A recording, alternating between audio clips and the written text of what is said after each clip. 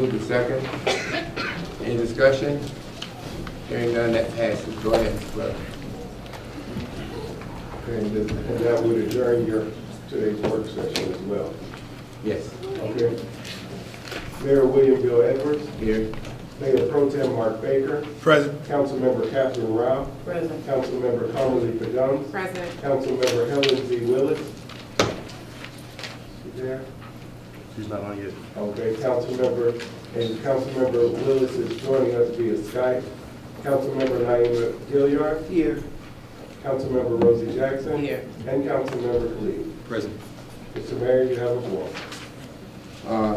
At this time, we will have invocation by our chaplain, followed by the President of Alicia. If you can, will you please stand? Let us pray. In this year, 2019, we begin by saying one thing, and that is thank you. Thank you. Thank you for all that you have done for us in 2018. What an awesome year. But we know what you have planned for 2019. Greater. Yes. And that's the word for the night, greater. Pour that greatness upon our leaders, oh God, our elected officials, our city manager, every department. Pour it upon the citizens, oh God, so that everything that is said and done from this moment will be great. Always great.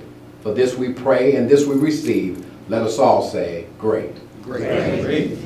I pledge allegiance to the flag of the United States of America and to the republic for which it stands, one nation, under God, indivisible, with liberty and justice for all. You may be seated. Mr. Clerk. Mr. Mayor, members of council, the first item for consideration today is approval of the consent agenda. We do have several items that are listed on page 1 and 2 of today's printed agenda, and they go from letters A through letter J. I would like to make a motion to take the police fees off of the consent agenda. Second. Properly moved and second. Any discussion? All those in favor? That passes. Is it unanimous? I don't think Captain Johnson. No, never. One there. And so, what about the other items? That's just one item. All right. Is there any other items that we'll And you plan for that to be discussed later? Is that Yes. correct? Yes, absolutely. You know, I'll entertain a motion to approve the consent agenda. I make a motion to approve the consent agenda as amended. Properly moved and second. Any discussion? All those in favor? Passes unanimously. Okay, that takes you to approval of the regular meeting agenda. I would like to make a motion to add the special event application to our regular agenda item for the Land Track Club. Second. Mr. Clerk, can we take that, if it passes, can we take that up first on the agenda? Okay. It's been properly moved and second. All those in favor? That passes unanimously. So you have the rest of the agenda to approve. I'll entertain a motion. I move to accept the regular agenda Second. as amended. Second. Properly moved and second. Any discussion? All those in favor? That passes unanimously. Mr. Clerk, go ahead. Okay, we have one proclamation today that's sponsored by Councilmember Gilliard, a proclamation for Evelyn C. West Elementary School Appreciation Day.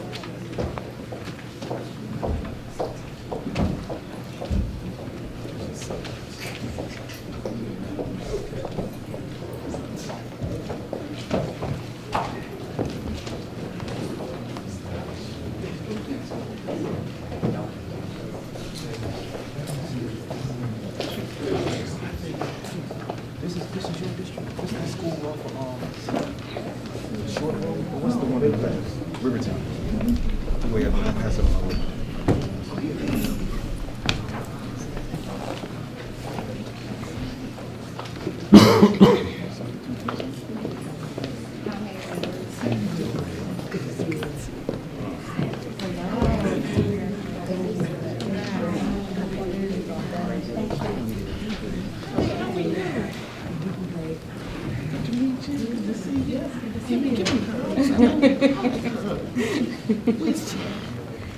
was here, but there he is. Mr. Regan's.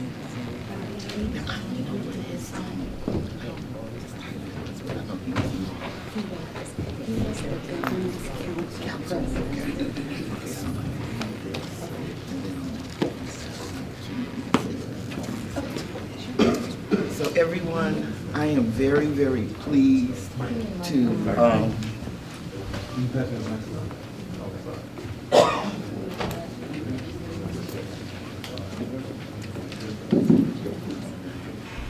very pleased to give this proclamation to Evelyn C. West Elementary School. They are the first school in South Fulton to receive STEM certification.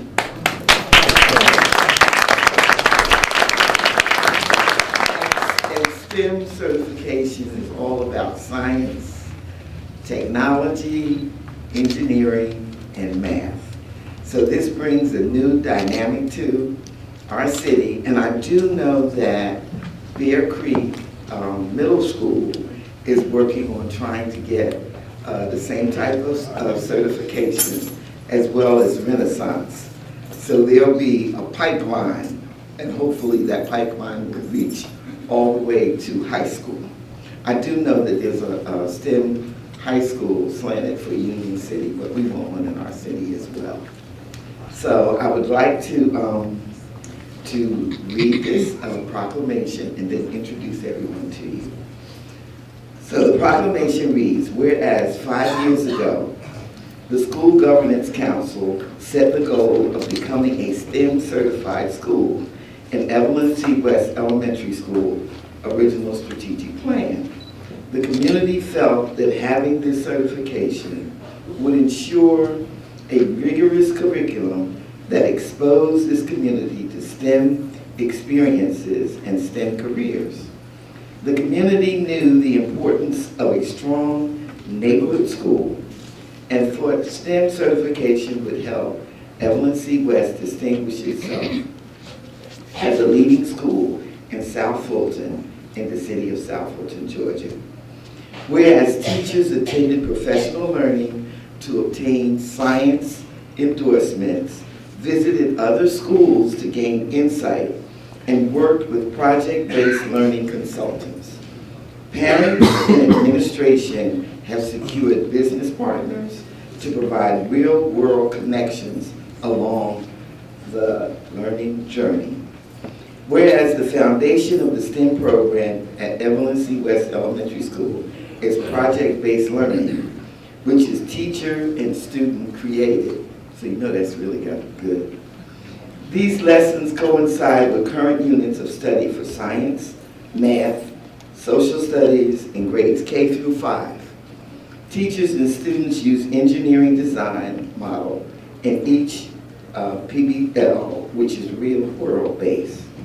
Whereas students are identifying problems in our community and providing possible solutions by applying their content knowledge and using critical thinking skills.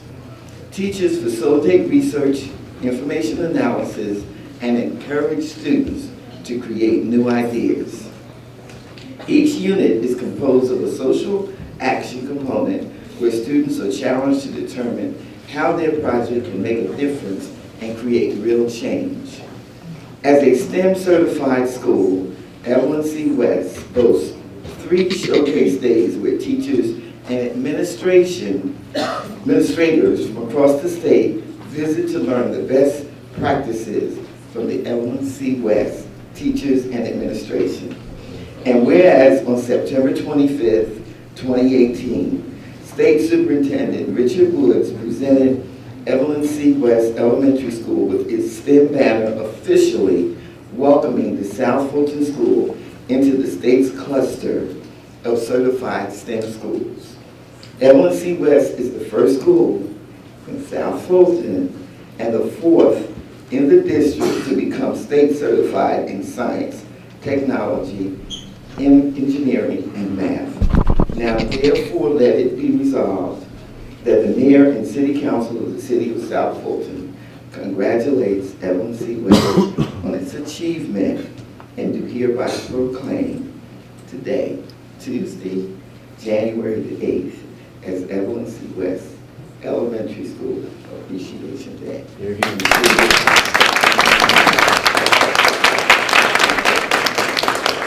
I would like to introduce to you, the principal of this microphone, Jennifer Burton, Mr. Chad Riggins, who's part of the Governance Council. And I'm Natasha Smith, the STEM coordinator. All right, STEM coordinator. Please give them a big hand.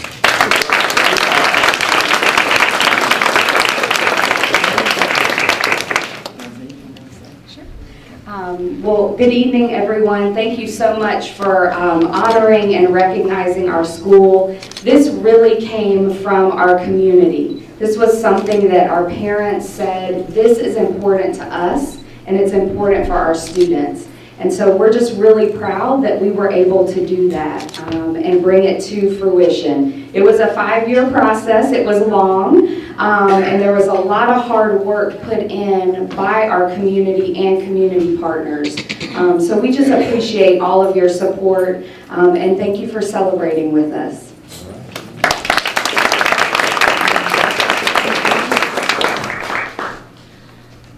Just as far as the STEM coordinator, again, it was a long process. I'm actually grateful for the community taking the step up to want this in our community. Being a product of South Fulton County, a graduate of South Fulton County, and a resident of South Fulton County, I made it my job to ensure that we brought this to our community. I am so excited to see these students learn on the basis of STEM, for it to transform into middle school at Bear Creek, Renaissance Middle, and for it to transfer to Langston Hughes, as well as Creekside and other South Fulton schools.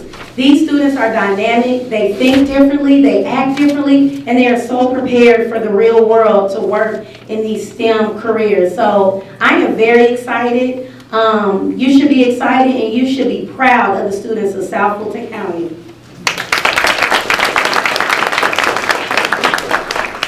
And as a parent, you should be particularly excited for the children of South Fulton and Evelyn C. West Elementary School. Like it was said before, this was a long journey that started in the 2013-2014 school year, but our kids are the people that really did the work to allow us to achieve our STEM certification. So we should really give them a round of applause for the children. So in closing, I just want to say that we were invited. I know the mayor was there and a few other folks, but we were there when they received the certification from Fulton County. And it was just so exciting to just go to the back and look at the classrooms and how different they were.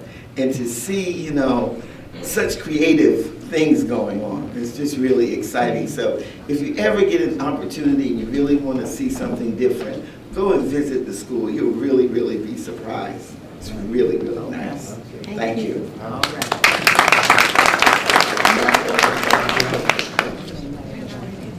Y'all ready to take a picture? Oh, picture. I didn't want to do that while you were talking.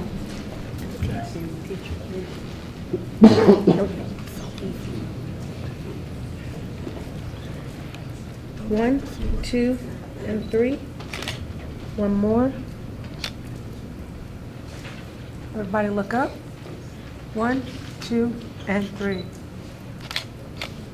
Thank you. Thank you.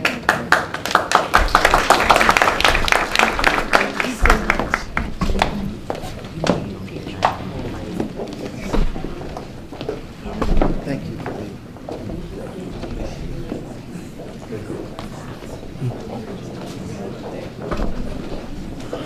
Let's do it.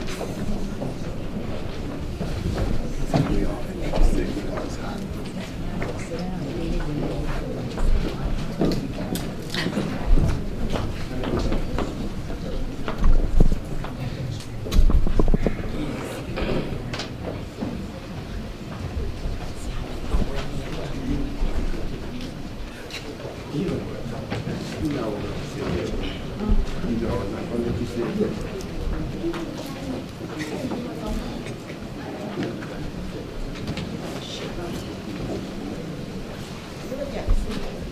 Clerk?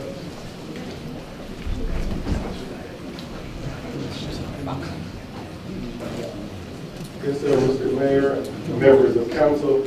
That brings you to the public comment portion of today's meeting. And we have received 13 speaker cards. So if the first 4 speakers would approach the podium at this time and come down the center aisle, Ms. Maxine Richardson, Ms. Rosalind Wolfold, Ms. Jewel Johnson, and Ms. Juliet Rankins.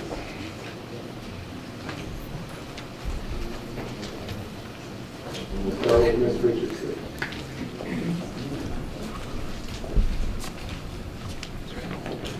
Hello, I'm Maxine Richardson in District 6, live off Pasada Road, Old National, and West Road runs behind me. The first thing I listed on the agenda was the celebratory gunfire on New Year's Eve through New Year's Day. It was so much and so loud, it ran over until about 3 to 3:30 a.m. And I want to know, what is the city of South Fulton doing about it? Are people being fined? Is the areas need to be patrolled more? Because I have relatives that visit me on New Year's Eve a couple of years ago because of the celebratory gunfire. They said they would never come and visit me during that time of the year because how unsafe it is.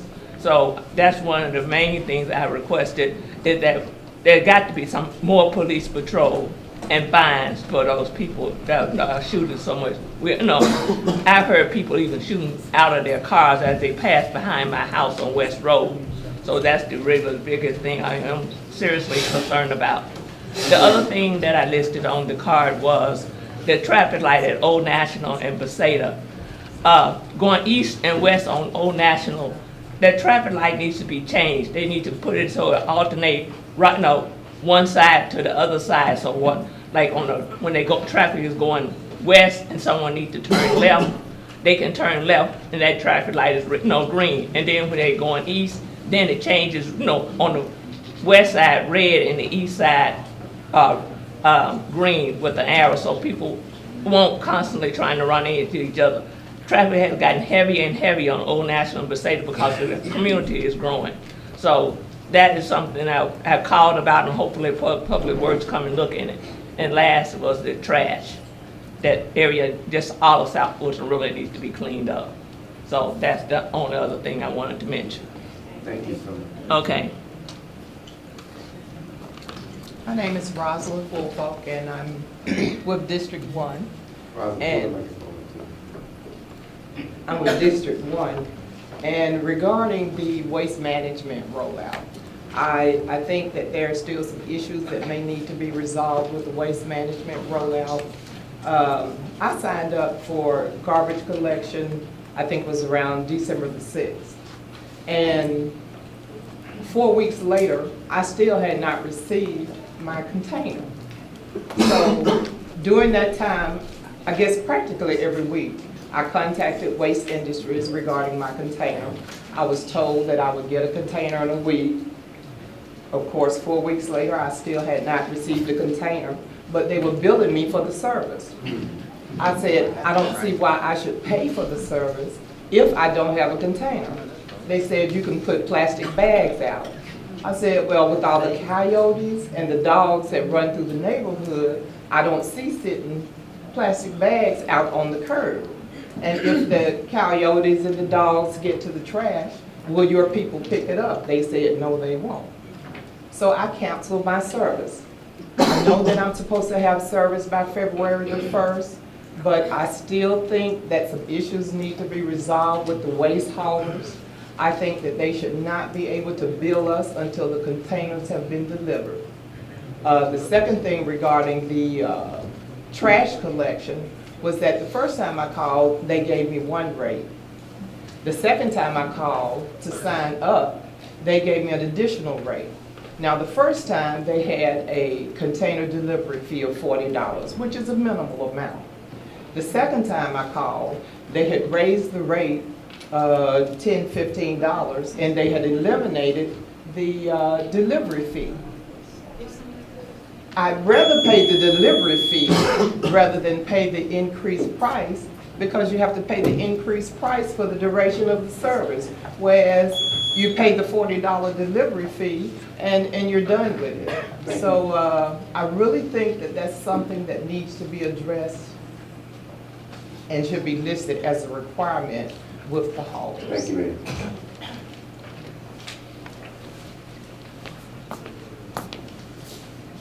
Good evening, Mayor and Council, and Happy New Year to those of you I have not said Happy New Year to. I'm going to make this really short and sweet. There are two issues for me. I am from District 1, and I'll just pat myself on the shoulder.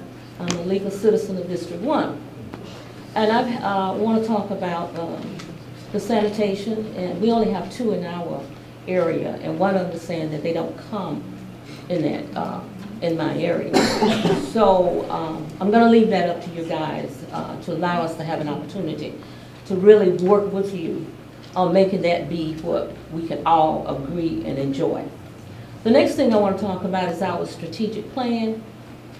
I would like to ask Mayor and Council if they would please go back to the table with the strategic plan, because you cannot have one without the input of citizens.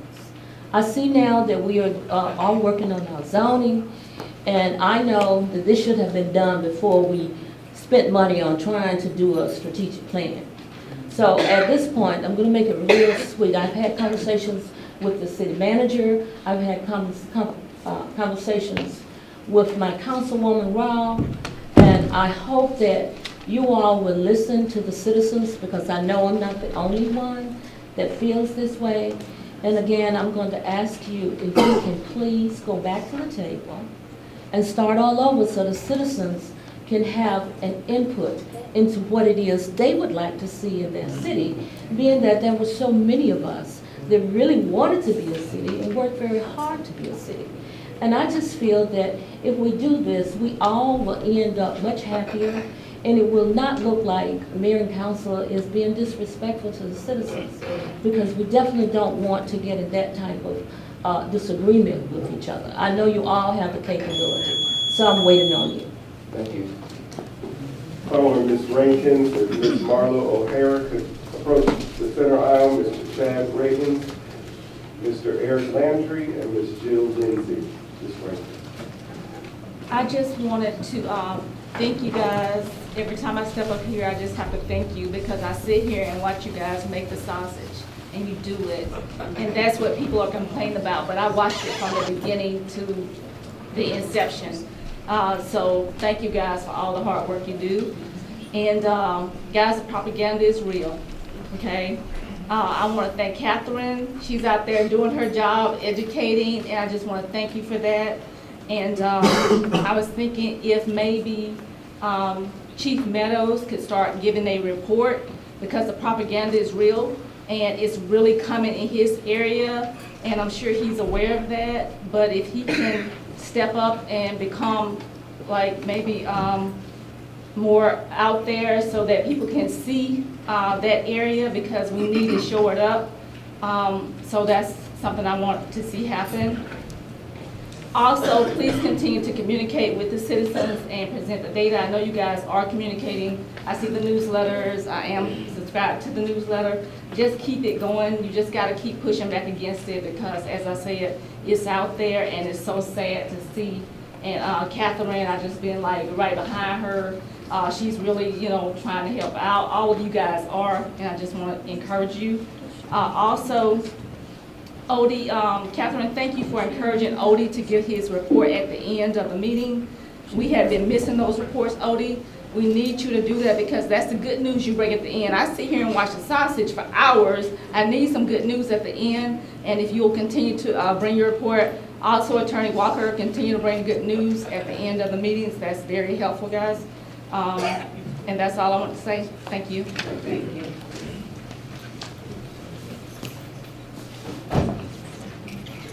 So Ms. Marla O'Hara, Mr. Chad Reagan, Mr. Eric Landry, Ms. Jill Lindsay. Good evening and Happy New Year to you. My name is Marla O'Hara, And I can't read the map, so I'm not really sure if I'm in District 3 or District 5. But I do have some concerns that I want to address. In order for the city of South Fulton to be greater, there must be support services for disabled persons, disabled senior citizens, and regular senior citizens who are living on Social Security. Some have to choose between medicine and food, and some can't afford to have gas to heat their homes, and yet they will not be able to pay for the mandatory trash pickup because of the situations that they're already in. And it's difficult to imagine that all of the things that were budgeted, these things were not even considered. And I've looked for services for senior citizens in the city of South Fulton and couldn't find any. When I was faced with $1,000 day fines for trees being too tall and having to cut them down, I've had 6 spinal injuries. I'm 70 years old. I realized I couldn't handle a chainsaw, but I had to borrow money and pawn jewelry to hire some people to come and cut down some trees. I've been in the house 26 years. Fulton County Code Enforcement never had a problem with the height of the trees. But with the new city of South Fulton, all of a sudden this had to be done. And in order for the city of South Fulton to be greater, pigs cannot roam the community. While I was trying to pick up leaves, a pig walked across my yard and looked me in the face. But for senior citizens, there must be something better. Thank you so much.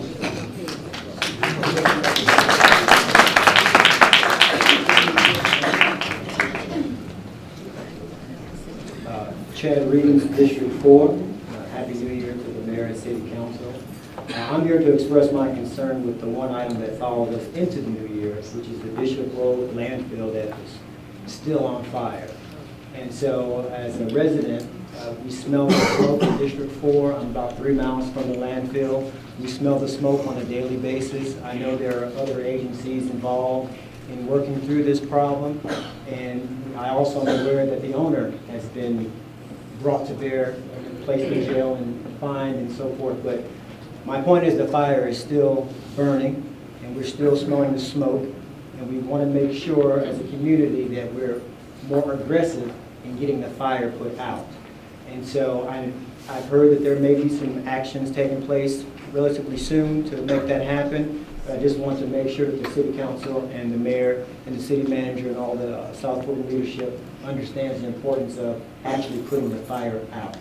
And so I thank you for your time. Thank you so much. Good afternoon, Mayor Edwards and councilmen of the City of South Fulton. My name is Jill Lindsay. I am in District 7, and I am one of the adoptees for Beseda Road.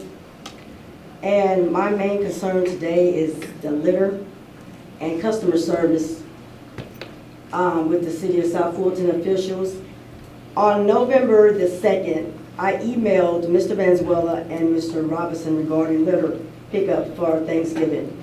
We did not get litter picked up for Thanksgiving. On December the 2nd, I emailed Mr. Valenzuela and asked him about trash litter pickup for Christmas.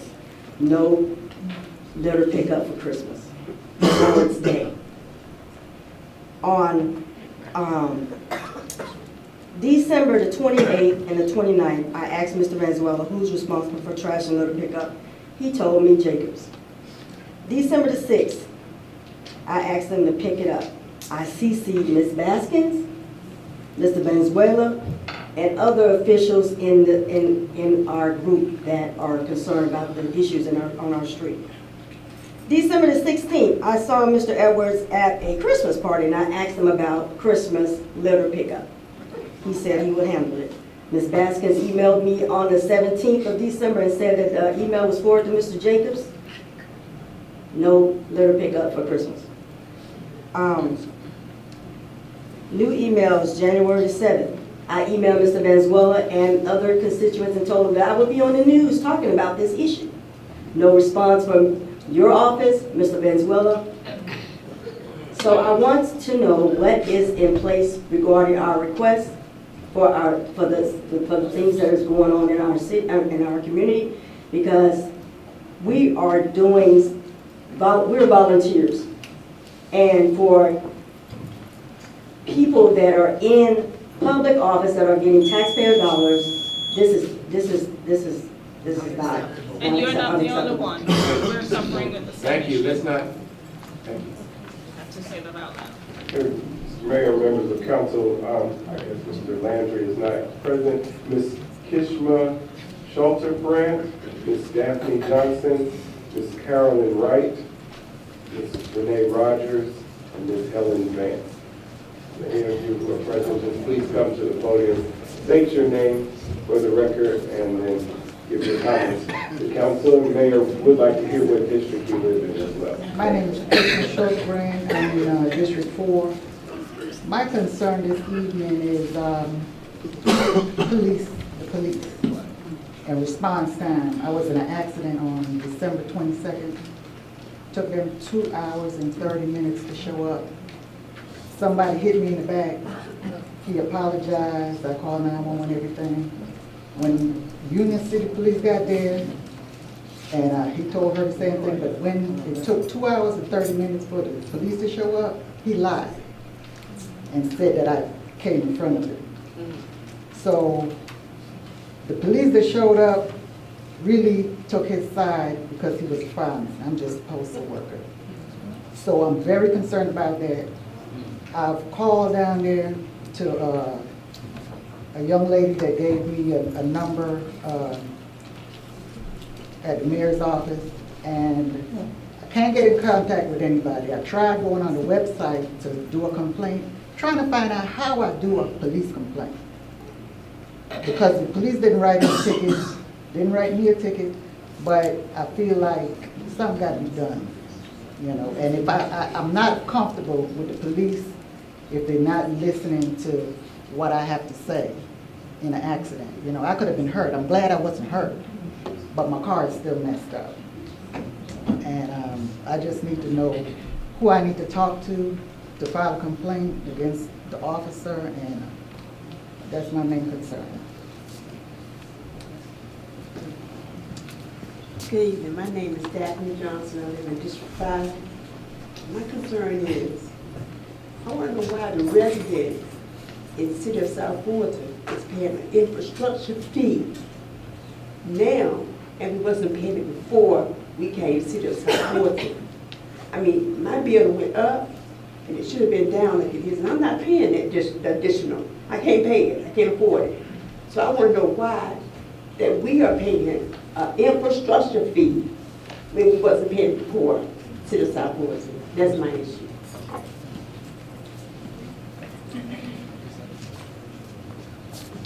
Good evening, Mayor and council members. My name is Carolyn Wright, and I'm in District 7. I have a couple of issues. The main issue is we need a light. We need a light desperately at 138 and Reseda Road. It is almost totally impossible to make a left turn from Reseda onto 138. There has been several accidents. There has been an infant killed, found in the woods. And this is really a sad situation. Yes, sir, I can tell by the look on your face you were not aware of this. Yes, there has been several accidents. If you think about it, on 138, from Old National to Buffington Road, that is the longest stretch on 138 without a light. It is a racetrack. You can do 100, 110 on that stretch any given day, any given night. I've been out there 20 years. I've only seen an officer on 2 occasions. Okay? My next concern is the same thing Ms. Jill was just speaking about. We have adopted Reseda Road. we as citizens of South Fulton, we try to do our best to keep these areas maintained and clean. My question is, will Beseda Road be cleaned on a regular basis? We should not have to pick the phone up to call anyone to clean Beseda Road and 138. There's a bridge between West Road and Brown Drive. That is one dangerous bridge. You can either drive over the bridge or an individual can either walk over the bridge. The two cannot work at the same time. I have almost hit people because there's not a sidewalk there. They said this is the original bridge that was constructed when the area was constructed. I do not know that time frame. We need to really redo that bridge because, number one, a bus cannot cross the bridge. So if a school bus cannot cross the bridge, down where we live on the other end of Beseda near 138, that area was reconstructed. Now buses can cross that bridge. But a bridge should not be nowhere in the city where an individual cannot walk and a car cannot drive at the same time. Thank you for your time.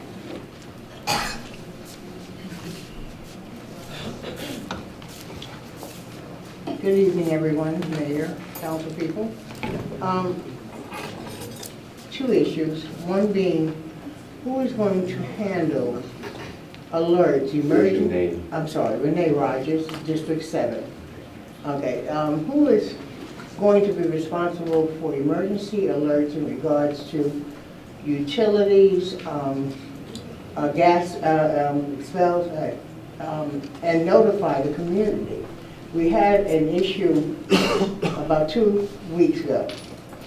The new construction area, I believe Georgia Power is laying new pipes off of 138 and Old Jonesboro Road. And they had a leak of the additive that they add to gas you can smell it. It leaked everywhere. I called SCANA, I called Georgia Power. They came, the fire department came. We called each other in that immediate community, Haney Flower Estates, and alerted one another because you could smell it. We thought it was inside, came outside, it was even worse. There are a lot of elderly people. I could barely breathe. No one called SCANA, Georgia Power, no one called anybody. When the fire department got there, they said, oh yes, we're aware of the leak. So I said, he said, don't worry about it, it's not toxic. I said, but people are coughing and gagging over here, and you're telling us don't worry about it? Who is going to be responsible to notify the communities in that situation? Any other emergency with utilities? Are we going to just go back to the companies, or how is that going to be handled? The second issue is, we know DOT has got a lot of issues, but these bus stops, not only for anyone using them, whether in good health, elderly, disabled, there's no protection for them, they're standing in grass, anything can crawl up on them. The one at 138 in Beseda is being absurd. It's just ridiculous. Like somebody needs, we really need to look at those issues. Thank you. Okay.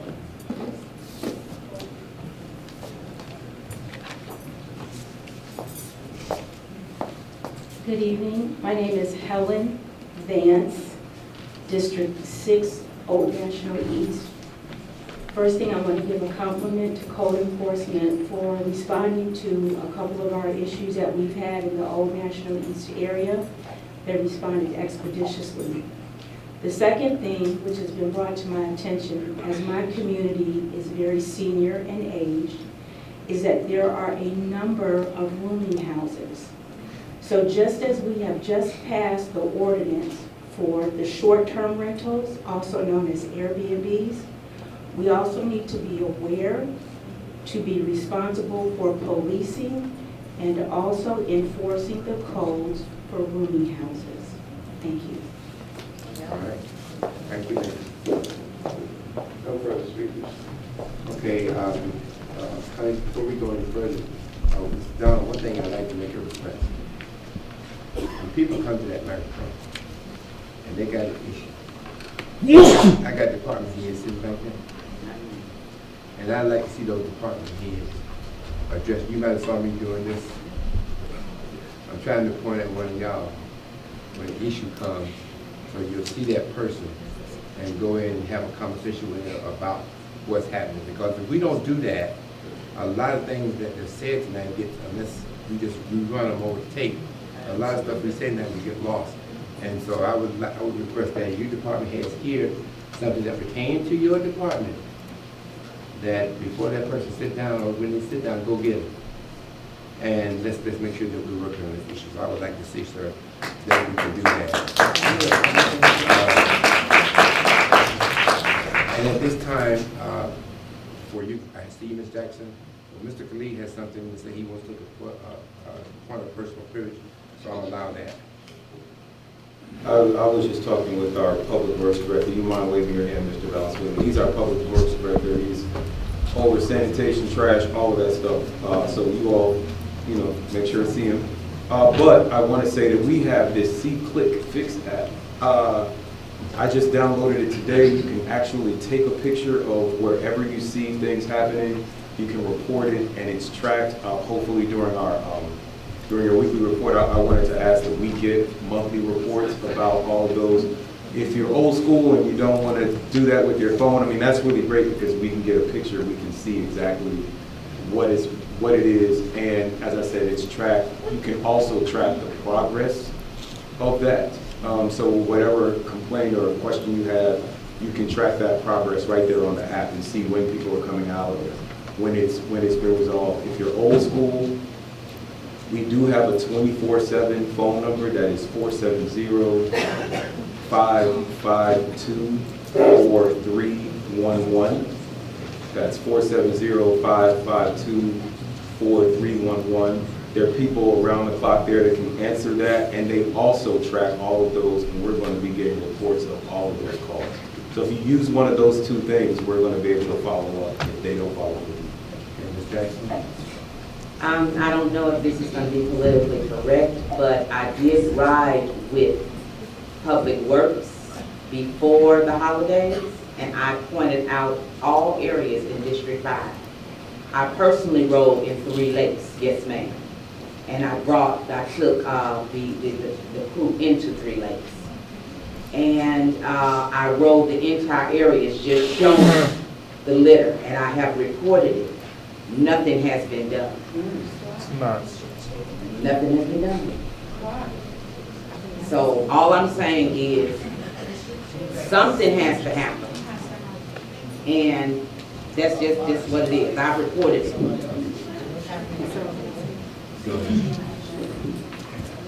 So the litter and trash has been a big issue, especially in District 2, because we're really not used to seeing that much trash and litter debris. And I understand it is really bad. I have on numerous occasions reached out to our administration staff. They have been responsive, but getting the schedule, and I do know that I have to independently get a crew to come out and clean the streets this week. But they are working. I don't want to say that our administration is not working. It's just that it is taking a while for it to come under in-house. So I apologize to everyone with the litter debris. We don't live in the ghetto. So I know that's what a lot of people have in the number of emails that I've been receiving regarding trash, but it is being worked on. So thank you. In closing, let me be honest and true with you. We can do our jobs and we can do them well. We can have community pickup. We can join as a city, join with you in community pickup. A lot of our problem comes from people that are just like you. Who may live next door to you, that we have. A lot of our problem come from people come from other counties that come over here and dump trash. So I want to say is that I'm not trying to blame anybody. This is a collective effort on all our parts. And God knows we really appreciate those people who volunteer.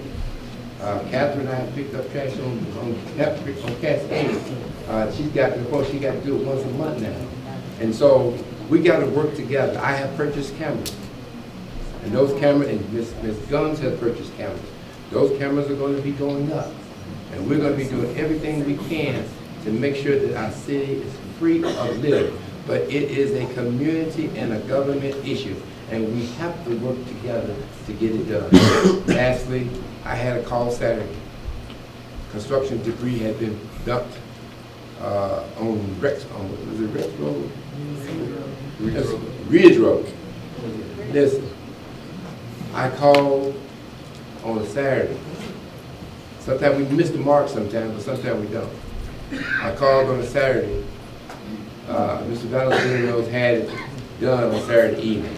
I know what you're thinking, it'll cost the mayor car. I don't want you to think that way. Because that should be for anybody that calls us. And Mr. Manager, I think that if we have established a 48-hour turnaround period, am I understanding? Yes, sir. I think one caveat, though, is that as you'll see in the report that you guys received today, there's definitely been some action that has occurred. The issue is that once trash is picked up, it is back the next day. And so what we have done to put in place to correct that is that now our code enforcement is aligned with our police and public works, so that when these issues occur, especially in these hot spots, we'll be aligning everyone who has a building permit, because a lot of this stuff is from old houses or people rehabbing, and they go and dump them in these places inappropriately. And so now those people will be tracking it back to those houses, fining and enforcing at the highest level of the law that we can, because that's one of the things that now that we have control of the process, we've seen. Okay, well, this is not an agenda item, but I'm allowed one more comment. City Manager, I think it is a situation that, of course, is citywide. And I think the trash we're talking about is random trash. We're not even talking about dumping. I'm talking about food-containing trash. And so I know, and I think my colleagues on council would love to hear in a future work session upcoming, what are the routes, when will they be hitting these main artery roads? And I would hope that my colleagues on council would share our hot dump spots in our district with public works, so that when they come back with that plan, it's inclusive of the areas that we know are challenges in our district. As well, on the 22nd, Jacob will actually be doing a presentation. Okay. And I would say that you were 100% correct. Councilman Melville, she mentioned that transition took longer than we expected. And so the schedule that you got today, the Fort Week schedule, is what Jacobs is being held to during the transition, which you know it did occur during the holidays, which we're just not happy about. You guys aren't happy about it, clearly, so we can't be happy about it. But we have seen the improvement over the last week or so, and we expect it to continue. And so it's an abbreviation, and I would just say, listen, the buck stops with me, hold me accountable for it, heard everything that the public has said today, and look, my job on the line every week over this stuff, so I encourage you to continue to put it on the line, and then we move accordingly. Thank you. Okay. I know the municipal court has launched the green teams, and I hope that effort feeds in, because there are plenty of people who cannot pay their fines, and I have plenty of trash that can be picked up and they can work on that fee. And I would hope that whether it's Jacobs or somebody can have one person where they report daily, because we know where the trash is. Okay. Thank you. All right, Mr. Clerk, that's All right, as requested during the adoption of today's agenda, that motion was made by Councilmember Gums. You have added a special event permit for the Atlanta Track Club event. Hold up. Are we going to need the business portion, zoning? There's no zoning, you just have one alcohol license. Did we do that? No longer, no, you haven't, because you moved up on the agenda here first. I got you. Okay, go ahead, Mr. Clerk. Good evening, Mayor and Council. No. They didn't call you. My mistake. We moved the thing up before you. No. He's the Atlanta Track I'm the Atlanta Track Club. He does the Atlanta Track Club. So go right ahead. All right. Good afternoon, Mayor and Council. This is an item for a special event permit for the Atlanta Track Club. This is for the annual South Side 12K that occurs in our city every year. This is something that the Atlanta Track Club has traditionally done with the county, and so the process got a little thrown off course because of some confusion of who to report to, but we've got them on the right path and got them squared away so they can have a successful event here in the city of South Fulton. We've reviewed the application. All of the applicable departments have signed off and given their approval, and this event is ready to move forward, and staff is recommending approval. I'll entertain a motion. I'd like to make a motion to go ahead and approve the application for the Atlanta Track Club for their race that will be happening on Saturday, January the 12th. Second. Properly moved and second. Any discussion? Hearing none. All those in favor? That is unanimous. All right. Thank you, sir. Yes, sir. I think if we're supposed to be doing this, Mr. Clerk, the other one I had a request that we can knock out right quick, was it? Is this the alcohol? No, it was the police. Okay, yes. You sound the police. Well, you have Mr. Pike here, we can probably knock out his and then go to the... That'd be great. Okay. Mr. Pike, you got anything else you're going to be doing? Yes, sir. I got one more thing I'm going to do, and then I'm going to sit down for the rest of the evening. All right. The other item is something that was on the agenda in December 11th. Councilwoman Jackson had asked to have a little time to review this. We communicated with her, and she asked that we move forward with this.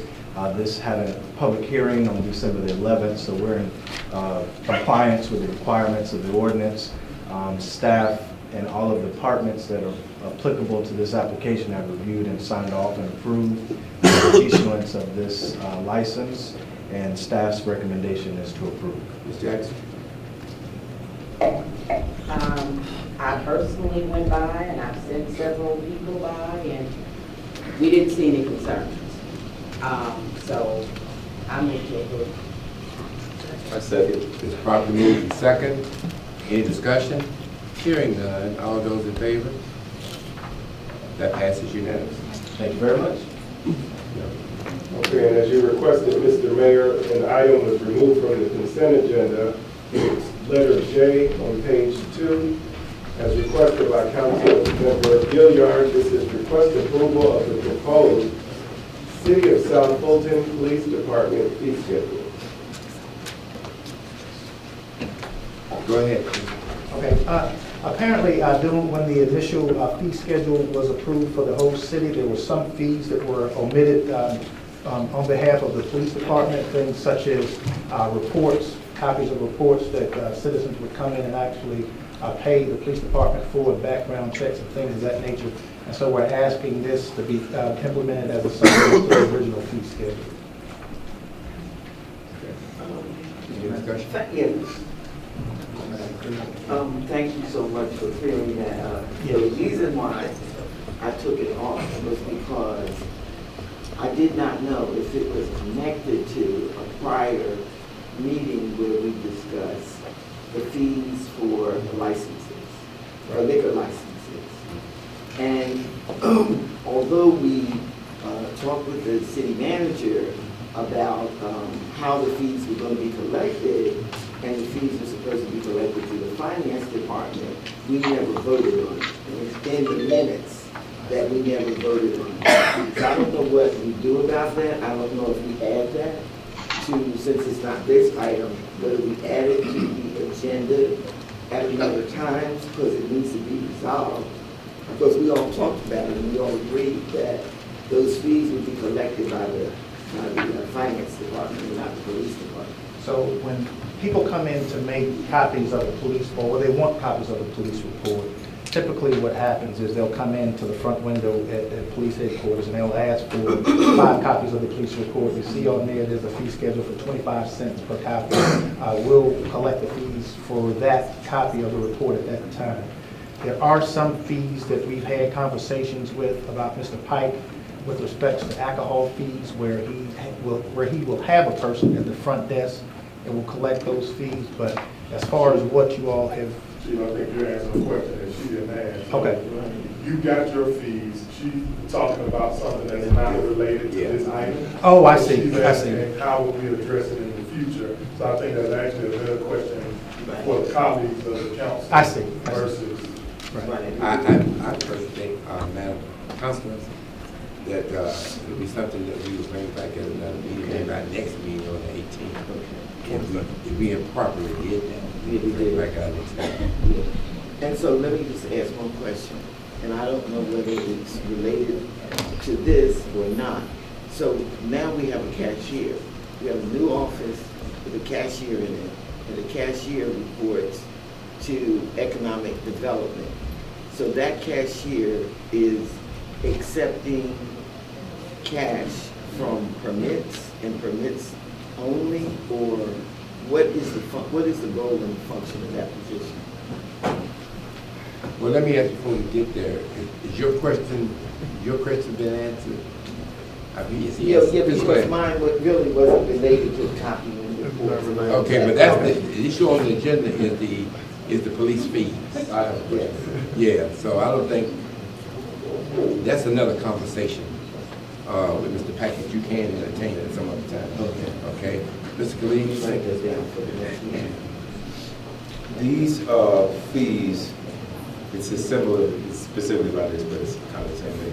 These fees, do they go to the general fund? Do they go directly to the police department? Where do these fees go? Well, it's my understanding was when we run a background check or when we run somebody's criminal history, the state of Georgia passes that fee off to the police department. You essentially have to pay them for actually running those criminal history checks. So basically what we're doing is using a lot of that money to pay the state of Georgia for having to run those criminal history checks. And so I think the excess would probably, it would go to the general fund at that point. Let me remind you, I'm sorry, we all forgot about this. No. Okay. Mine don't have anything. Is that, I just wanted to, I heard your answer, Chief Meadows. I just wanted to confer with our CFO/treasurer. Yes, police is under general fund. This is for, I'll hold that for another. Thank you. Thank you. Anyway, I got it up there. Now, Mr. Khalid, you just talked, and Councilwoman Willis. Councilwoman Willis. Yes, I guess all of these fees are related to police services.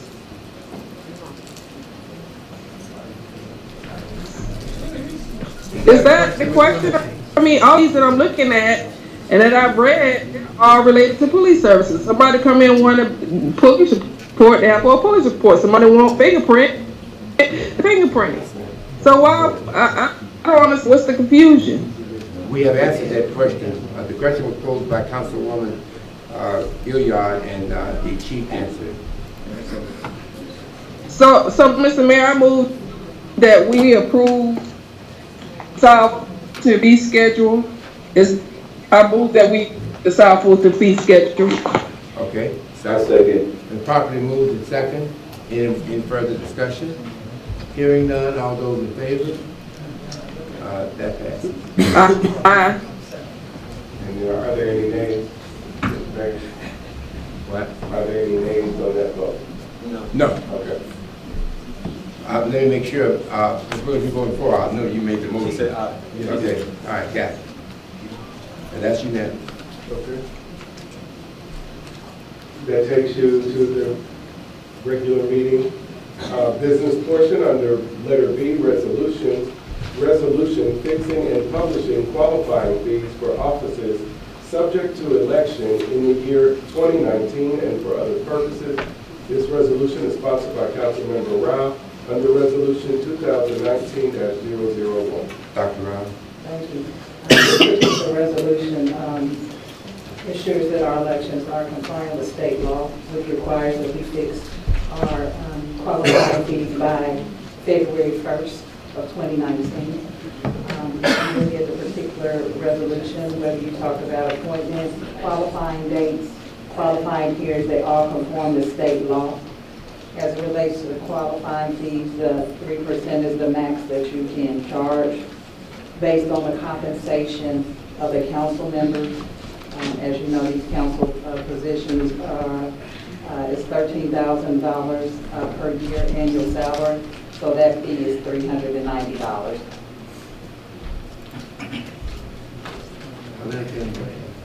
I make a motion that we adopt Resolution 2019-001. I second. Probably moved in second. Any discussion? Hearing nor seeing none. All those in favor? That passes. Miss Willis? Miss Willis? Yes. Did you vote? Yay. Okay, that passes unanimously.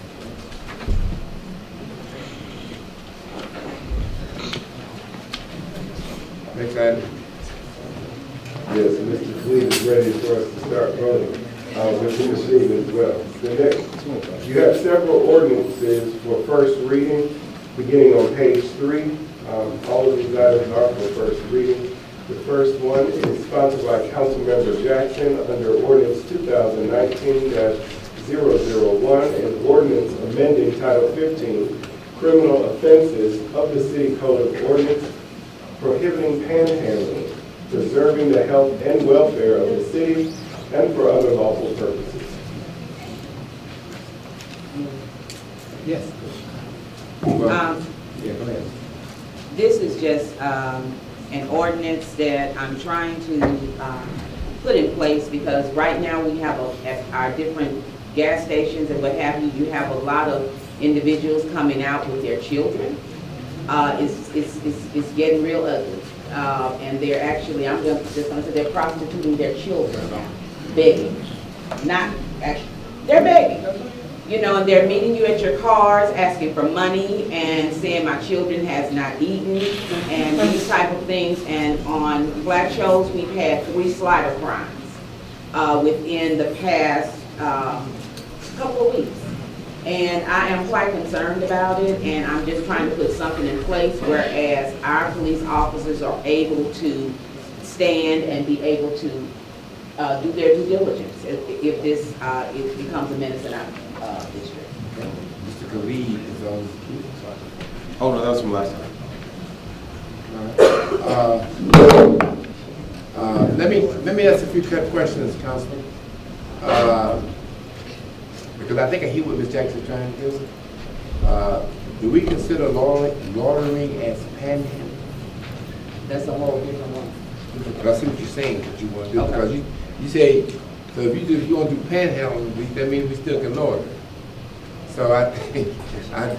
We have the loitering. Yeah, so that is a completely different distinction. Okay. We do have a separate ordinance that deals with loitering.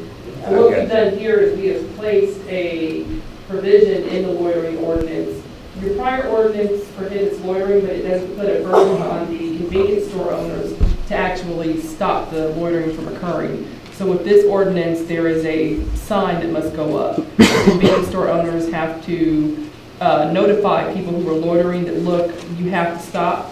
And if they do not prevent it after that, then the city is authorized to cite the actual convenience store. He was talking about the panhandling. We hadn't gotten to the loitering. Yeah, the panhandling is completely separate. That's just the act of the person standing in the right of way. But there's a sign requirement for panhandling. Not for panhandling. The sign requirement is for the loitering. But the panhandling, the police officers under this ordinance on site will be able to issue citations. That makes sense. So, Mayor, one of the issues with the loitering situation. Oh, I'm sorry. Hold on. We're on panhandling. Hold on. Chief, hold on, I got you. You just let them finish and then we'll. Go ahead, Apologies. So I think one of the things that we wanted to just note on all of these items that are here for first reading is that over the course in between now and your second reading, staff will be providing some insights. So as you know, we meet on all of the legislation that's provided to us so that we can give you insights on actually implementing and administering them. I think the chief noticed a couple of things regarding the criminal code that he wanted to highlight to you, but I think it's a great opportunity for us to point out that you do have a legislative process of submitting your legislation so that you can get the comments prior to the actual meeting. These actually did not go through that process, and we want to make sure that we do that so that we can get you the feedback in real time. And so for all of these, we just want to highlight that now, since they weren't a part of that process, the chief and others have some comments that they'll present to you outside of the meetings for your consideration prior to second reading. And we want to make sure that there's some signage that's defined in the ordinance. I think Councilwoman Jackson mentioned that, so that we can make sure that they're consistent throughout the city, so that we can kind of shore up a lot of those loopholes. When we sit down and we look at the criminal code, we want to make sure that we're kind of consistent throughout it with respects to enforcement and things of that nature. And so we talked about some of the administrative inspections of a lot of the businesses when we go through there and what that should look like. We certainly want to make sure that we're consistent in our approach to enforcing those sort of things. Sure. Mr. Khalid? It's actually in the vein with Mr. Donald. So these, I'm in complete support. Are these going through? They did not. I mean, so after today, will everything that's on the agenda, like, I mean, because we passed this legislative, I guess my concern is we passed this legislative process, and I think that sometimes we don't check in with the people who have to implement these, and I just want to know, like, when will that finally happen? And then also, I think that the implementation that we need to not just check in with, anytime we're doing something criminal, we need to not just check in with the police department, but we should also check in with our courts, because I know that the things that we write affect their calendar and the plea and arraignment calendar and all that. So I just want to. Yes, and so you voted to put this process into place. And so the way to do it appropriately is to send it to both Mr. Pascal and the city attorney, and moving forward. I think the mayor mentioned that his question before putting it on the agenda is always going to be, did it go through the legislative process, and where is it in the legislative process? I just wanted to remind us of this today, because these didn't, and I think a couple of them were in the queue before that process came about.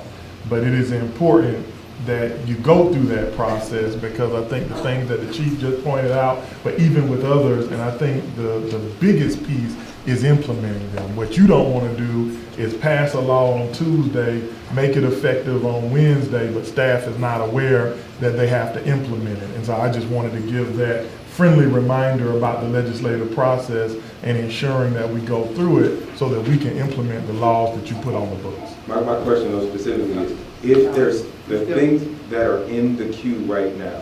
Nothing else that is in the queue will we be recommending that it go on the agenda without going through the process. And we will need council support on ensuring that that happens. Councilwoman Jackson? Okay, I did what I was supposed to do. I gave it to the attorney.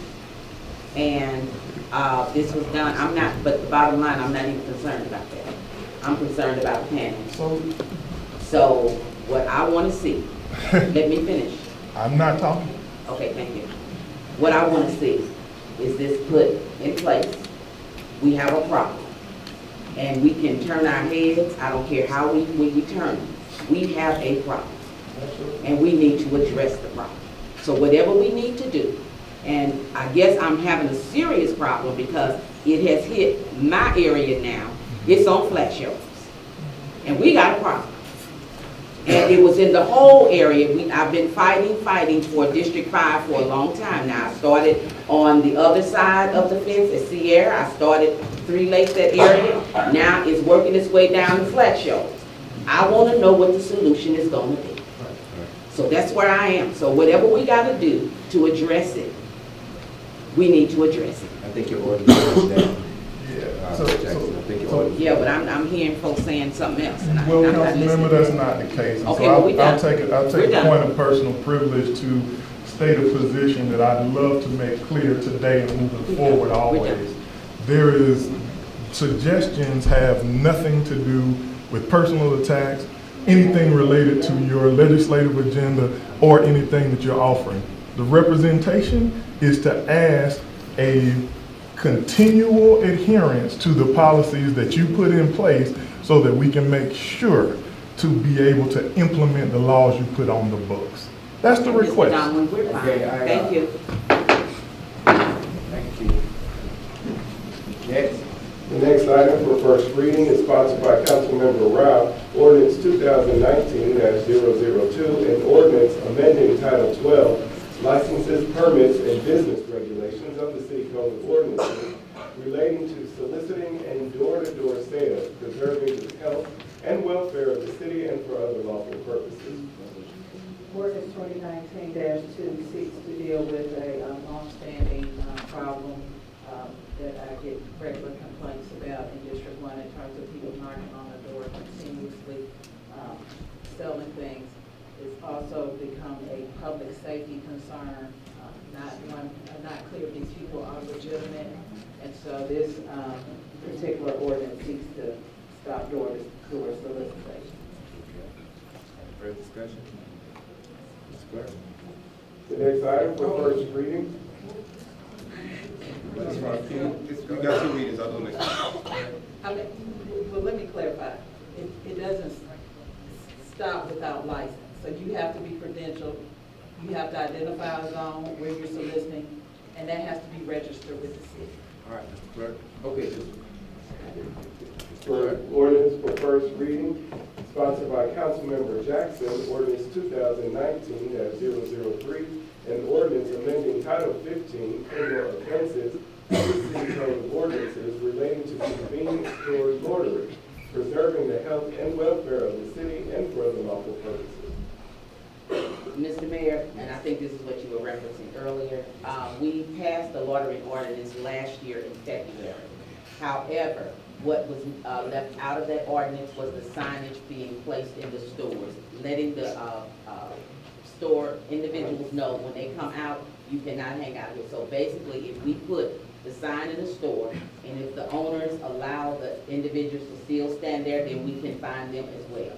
So this is what all we're doing with this. It was passed in February, so all we're trying to do now is add the signage piece to it to be placed. A couple questions for me. Number one is, the cost of the sign is the burden of whom? It's the owner's responsibility to become compliant. That's all. Now, the second part I'd like to know, Madam Council, is that we must make sure that if we're going to put a sign, it must be consistent and have the Georgia code on that sign. So in other words, you can't go out to the Home Depot and get a sign saying not to run water. You must have Georgia code on that sign. Am I correct? Yeah, that's correct, Mayor. It's absolutely correct. And we have specific language that the convenience stores have to use, so it should be consistent across the city. That's good. Okay, that's all I have. Thank you. Mr. Clerk?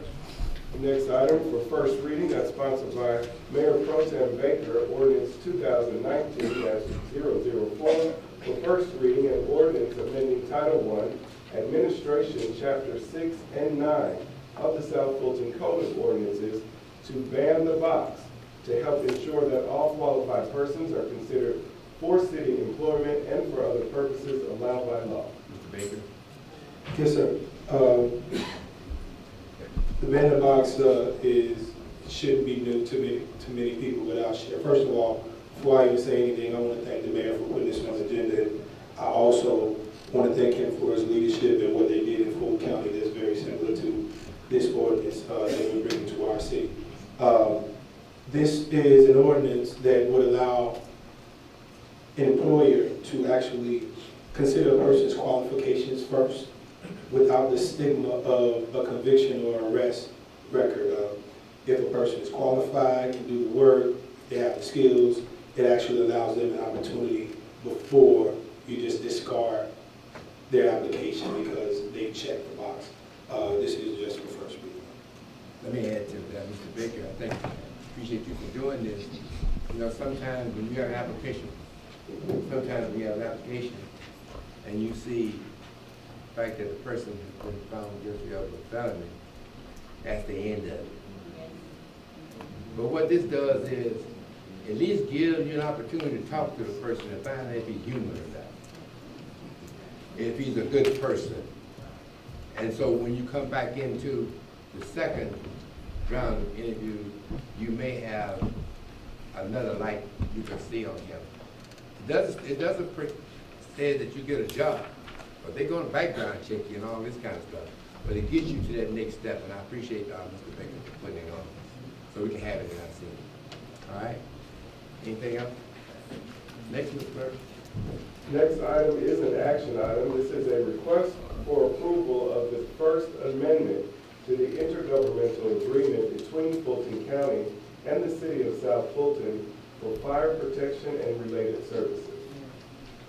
I make the motion to approve the IGA with Fulton County Fire Protection to provide additional coverage during the Super Bowl.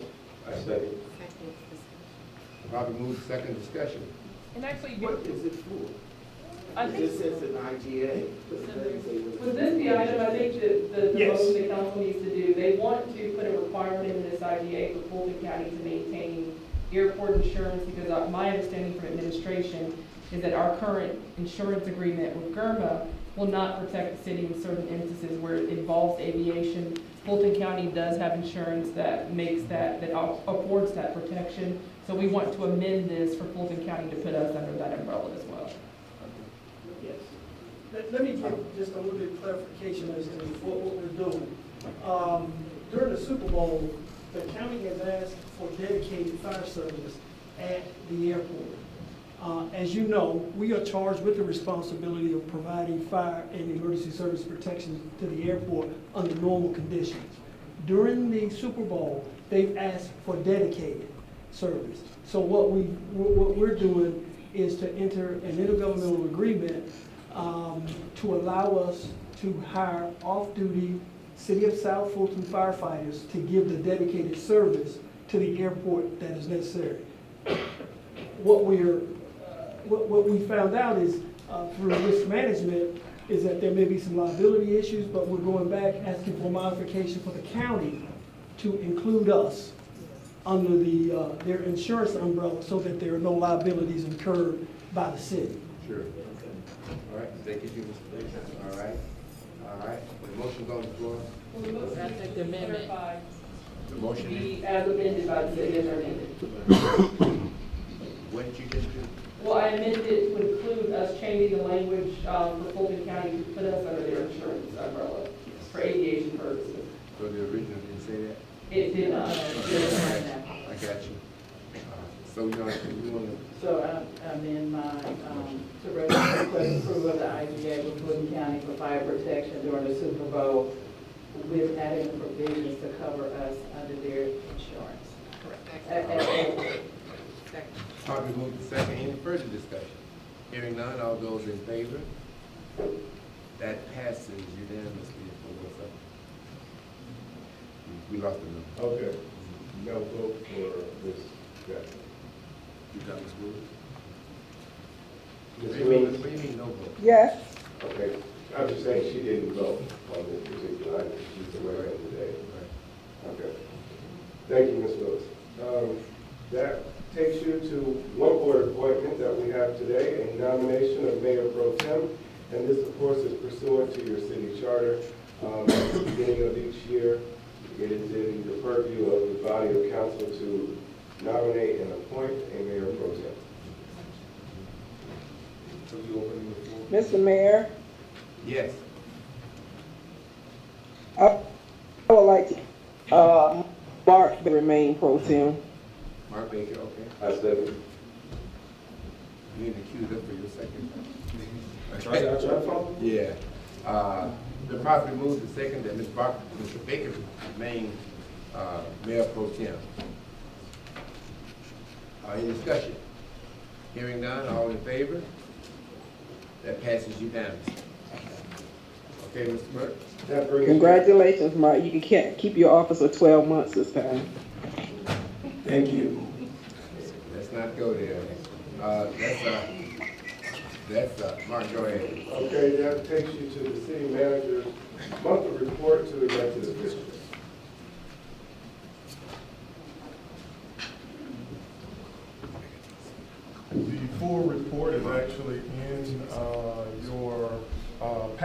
would just highlight that it actually includes the information for both November and December in the absence of meetings during that time period.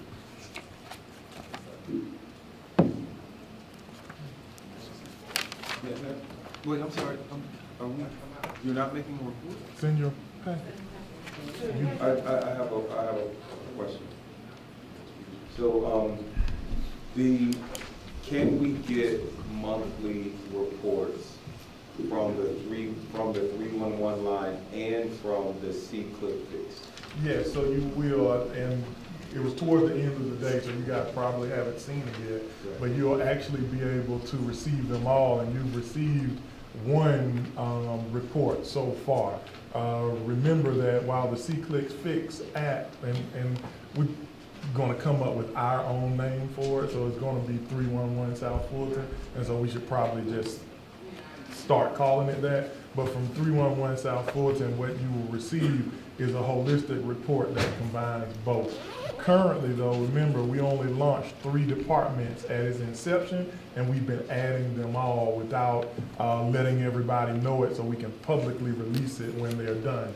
Public Works began their training on it today, and we expect the full application to be complete in the next week or so. And so at that time, you'll be able to receive full reports, but that will likely begin in those February reports. So what are the 3 departments? What can people call or use that? So it's actually been expanded. Initially, it was economic development, I believe code enforcement, and open records. And so now, to my knowledge, and I'm speaking off the top of my head, I believe it includes everyone, including a portion of public works. But once they finish their training, it'll be wide open. So grass, uncut grass, trash, potholes, anything. And they can, and technically, just for the public's knowledge, they can report those things now, but they would do it under code enforcement. Once Public Works is trained, then the whole app, the pages will basically just shift, and they'll be able to do it under the department that they feel is appropriate. And then lastly, will the report be broken down by this? The initial ones, no. So we've got to move into that. It is citywide first, and then they'll take the data and the maps and be able to do it. But so eventually the answer is yes. The first 2 reports, I don't believe so. And so we'll be able to get those reports. We should expect them end of the month, beginning of the month, like when will they? So that schedule was also included in that memo that I gave you. I don't know it off the top of my head. I know with Fulton County, we would do it the 22nd, and it would look at the month before, but we're not on a 6-week cycle, we're doing 4 weeks, so it should be the true end of the month. But let me respond to you outside of this once I get a firm answer on that. Thank you. Yes, sir. Okay. That's your report. Yes, sir. Okay. Here's what To the city attorney's report. Okay. Let me do this. Mr. Baker jumped in at the last second. I'm sorry. But no, I mean, it's real. If I just wanted to share, because there were at least 3 people who came up from District 7 in reference to what you just reported on. Khalid took a point of privilege and gave that number 470-552-4311. And on Saturday, I got a call from a resident right in the area of West Salem and 138 in reference to glass. I spoke with Chief Meadows about it later, and I found out it was an accident, real bad. And instead of me, I gave them the number, but I called myself just to see, because it was late, just to find out if someone would really answer the phone. And someone did answer the phone, and I received a call back from that resident the very next day advising that they came out and they cleared it up in a very timely manner to my text message with a thumbs up. So I think that we have to do a better job of sharing this information so that we can get some of these things resolved, because if you don't know, if you're unaware of how we resolve the issues in the city, sometimes it can, appears as if it's going on deaf ears, but we'll do better. I know I will do better, especially, yes, he's going to meet you. He's going to meet you in the back. Okay, Mr. Rob. Mr. Rob. As it relates to our current zoning ordinance, one of the things I would like to request is to get the compiled version with the edits as well as the new maps.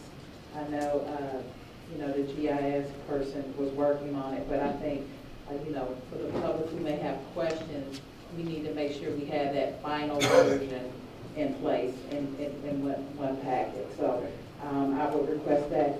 And then second, something I want to bring to your attention, as we prepare for the census, it's really important that our boundaries are very clear. It's come to my attention that we have some residents who have properties that are sitting in 2 municipalities and they're being taxed by both. And so I would like the city attorney to identify somebody on her staff so we clear those properties up and give those property owners some relief. That's unacceptable. And something, it's been a long-standing issue. Ms. Khalid, I'm not gonna lie to you, not name this time because of the fact that I called, you can have that conversation. Oh, no. Yeah, okay. All right, Ms. Clerk. It takes you to the city attorney's report. So I have just one thing. The ethics ordinance that was passed at the last meeting includes names of individuals. I have had conversations with council members about potentially putting in place an eligibility screening process. If you do move forward with that, then my recommendation would be to remove the names from the actual ordinance until eligibility is covered. Otherwise, at your discretion, we can keep the names in as they are now. Currently, your ordinance will list every name that you have provided to me. And since this item was adopted at the last meeting, if you want, you can do a motion to reconsideration at this meeting to remove the names, or I can just keep them in as you presented to me. I'll make a motion. Mr. Mayor? Yeah.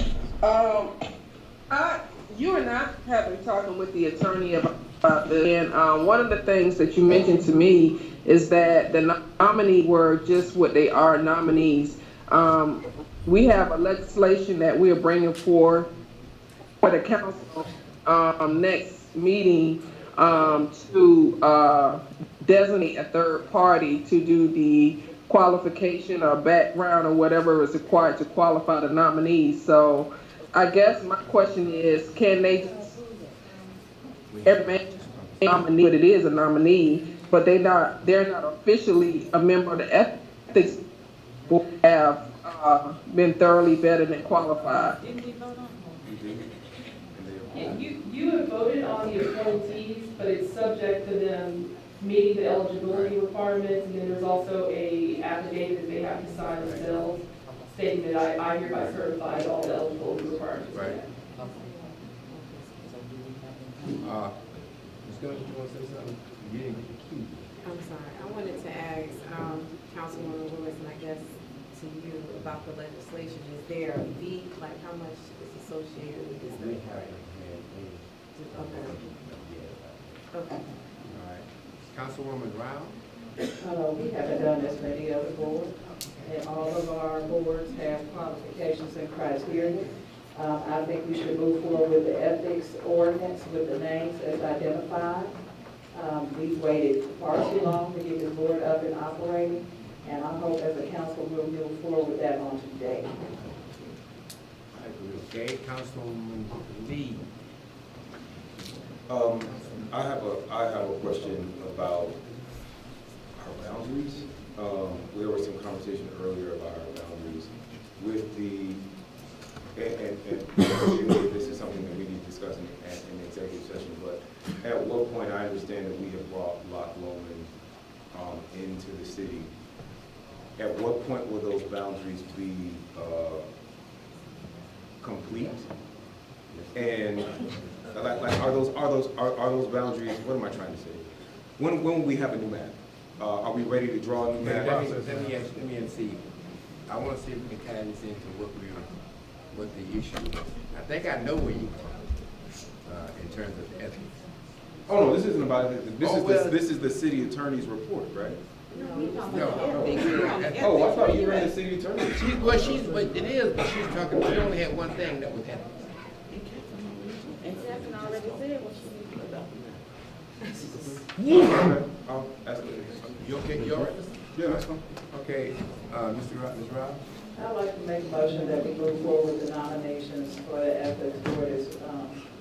Well, you don't need a motion. So just leave it the way it is? Yeah, if you leave it the way it is, then Okay. the new names that I've received, I put everything in the ordinance, and if for any reason someone is later found to be ineligible, then we would just have to amend the ordinance to remove their name. Okay. So, Well, what did you no, just say? well, how could somebody officially on our ethics board if we have not deemed them to be eligible? Let me just tell this, you're saying approve them, and then if they're deemed to be ineligible, they remove them? Well, the recommendation would be, it's not typical that you put the actual names in, so the recommendation would be to not even have the names in the ordinance, but it's your discretion.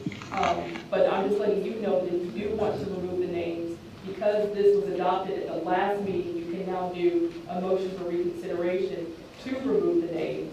In this case, based on conversations, it sounds like there may be potential for someone to potentially be removed. And if that's the case, then in the future, if you don't remove the names now, then we're going to have to go back and go through 2 reads to redo the ordinance again to put the right names in the ordinance. Let's not do that. Well, I need to ask a question. Get in the queue.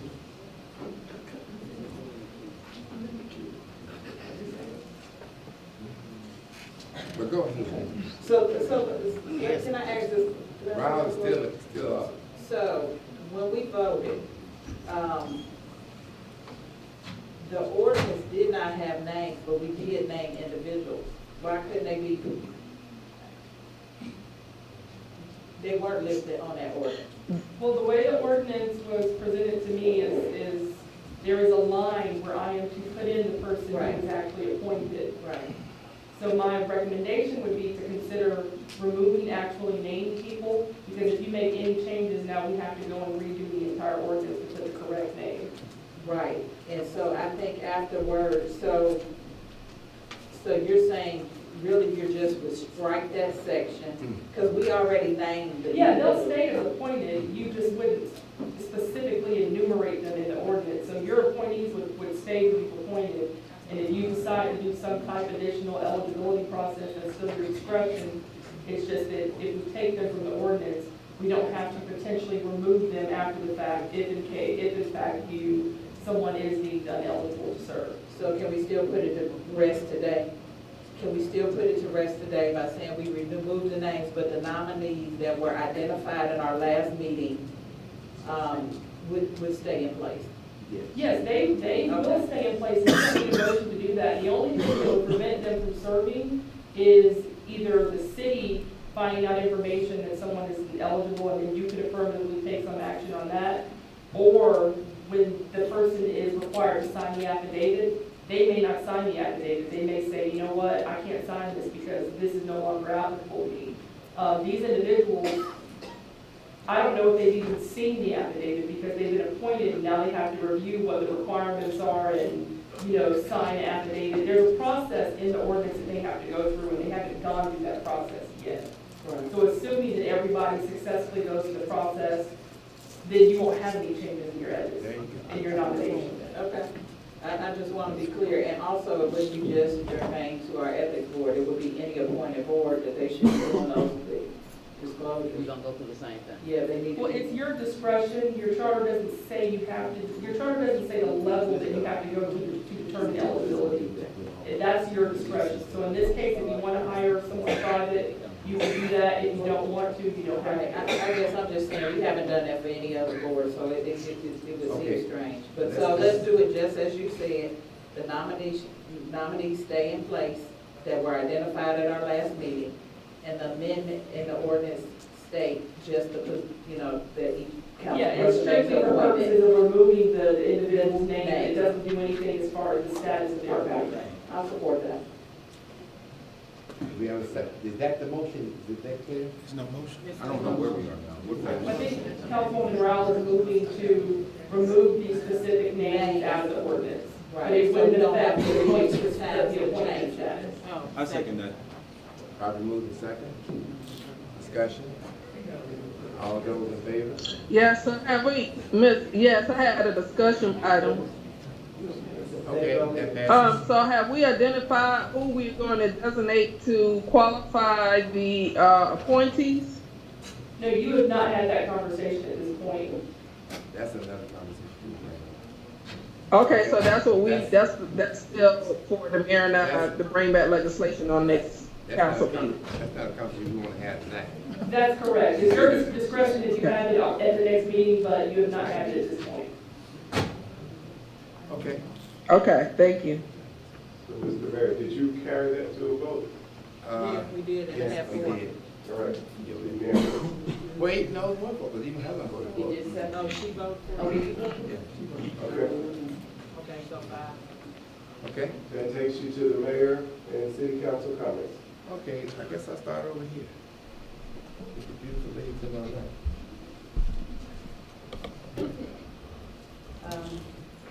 Well, first, I'd like to congratulate the mayor on doing a great state of the city today for Cascade Business Merchants Association. I want to encourage those who are interested to come out to our ML Day cleanup on January 21st. The more the merrier. Bring your kids so we can start the conversation about everybody being involved about keeping our city clean. My town hall meeting is January 28th at Wolf Creek Library at 6 o'clock. We'll begin to talk about the zoning ordinance and just getting an overview of the process. And so I lastly want to encourage you to come to the Sandtown Community Association meeting this Thursday. We'll be talking about the public art at the Sandtown and Boat Rock Roundabout, as well as our police chief will be here. So come out, we've got a lot of things going on in District 1. Thank you. We have also a lot of things going on. I'm trying to figure out all of this stuff, but I do want to make sure that residents in District 2 will know that this Atlanta race that is happening on January the 12th, it's about 1,300 runners in the area, so I'm going to ask that you find alternate ways to maneuver around the district for that day. I do believe that our city manager and our communications department will be sending out information in regards to alternatives so you don't get caught up if you're not running the race. But I do ask on Saturday that you look out for the friendly people that are running on the road. So please make sure you pay attention to that. And I will be sending out some correspondence as well. Also too, on January the 14th, we will be having our town hall meeting at Wolf Creek Library at 6:30. Our mayor and our city manager and department heads will be there. So if you have questions about what is happening in the city, please definitely come and attend. We have so much stuff that is happening and going on in District 2, but please make sure you follow me either on Facebook, or you can also sign up for my newsletter by texting D2 News to 22828. Thank you. Hello. I just want to say thank you all for all the support. I will give more detailed thank yous when I return. For all who were wondering why I'm not sitting in my seat, I did have major surgery on May 7th, and I am progressing. I'm at the tail end of my recovery, and I will be back soon. Welcome all will have their town hall. Welcome all to Cliftondale Community District 3 on February 5th. And I'm looking forward to getting back to work and seeing you all again. Keep coming out to our first City of South Fulton meeting for the 2019 this year. That it? Did we lose? That's enough. Yeah, that's enough. You finished? That's enough. Okay, good. Let's get it. My initiatives for 2019 are focused on the broad areas that I ran on when I ran my campaign. The number one is finance. And as you know, I kind of sort of get down in the weeds with that, and I'm going to be doing much, much more of that in 2019. The second area is economic development. I have some initiatives that I will be pushing out in 2019. You will hear more about it as it gets closer to the time we'll be pushing them out. And of course, what is very dear to me is environmental. And it's really taken a little bit of time to find environmental people and environmental organizations. They're not around like they used to be 20, 15, even 10 years ago. But I have found some folks. And then youth, I have some really excellent initiatives coming up with youth and, of course, my homeowners associations. So you'll get more details as we get closer to the date of rolling things out.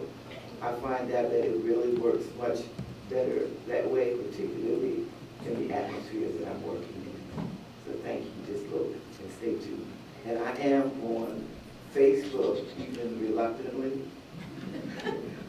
I do have a website, and my first newsletter will be coming out sometime this month. So, thank you. Ms. Jackson. I just want to thank everyone for coming out this evening and to thank everyone for your support on December 21st. We had a fantastic time at our holiday event. And I want to thank the Point Ridge dancers. She's over there laughing. Not Point Ridge, but for the dancers at Burdett and what have you. They came and they entertained us and we entertained ourselves. But we had a very good time that evening. I think everybody enjoyed themselves.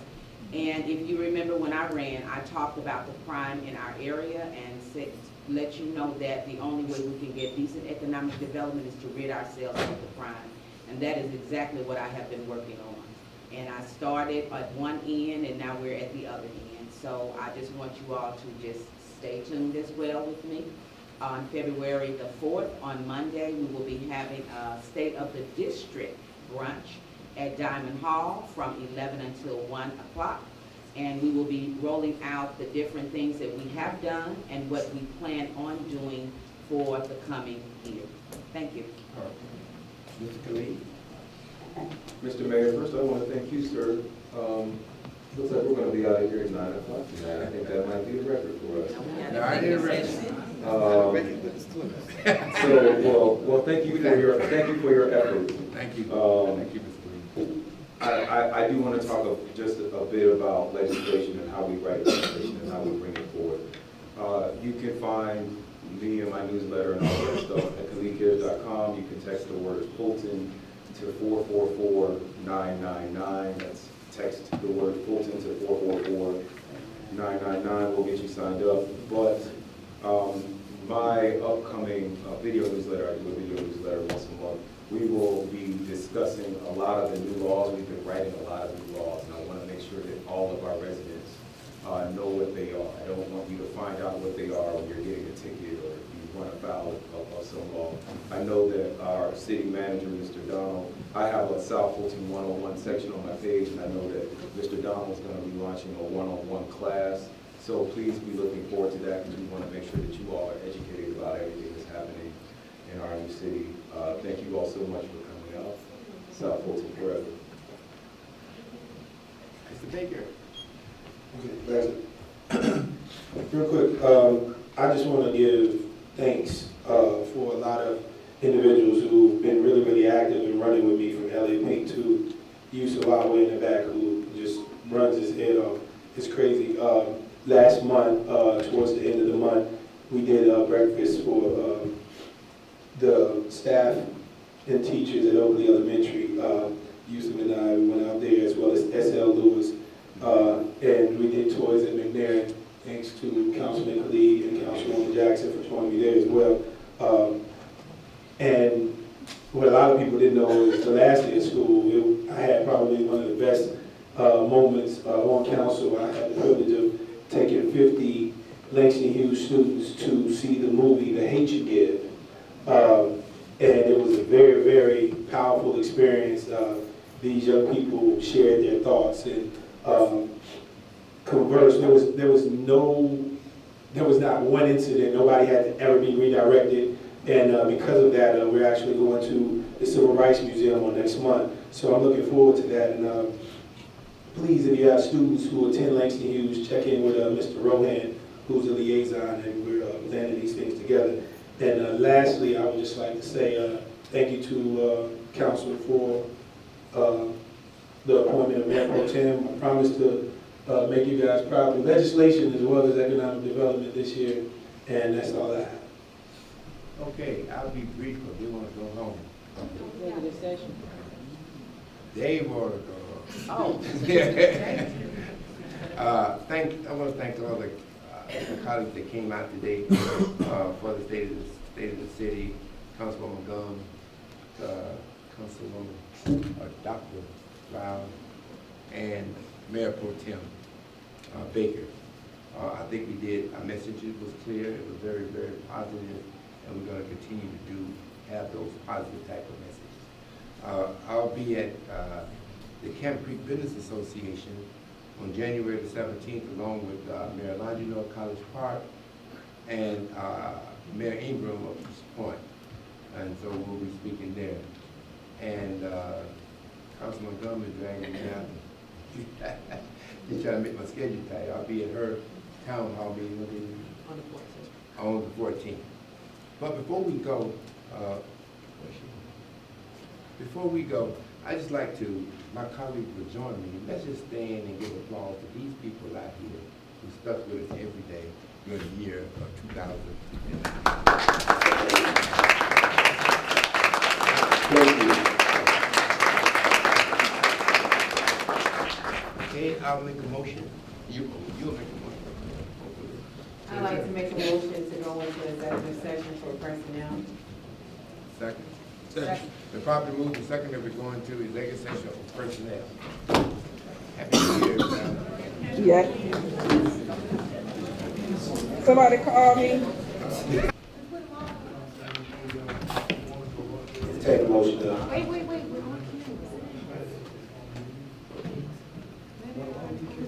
I know we've never done that, but it's fine. It's not a problem. Yes. You're right.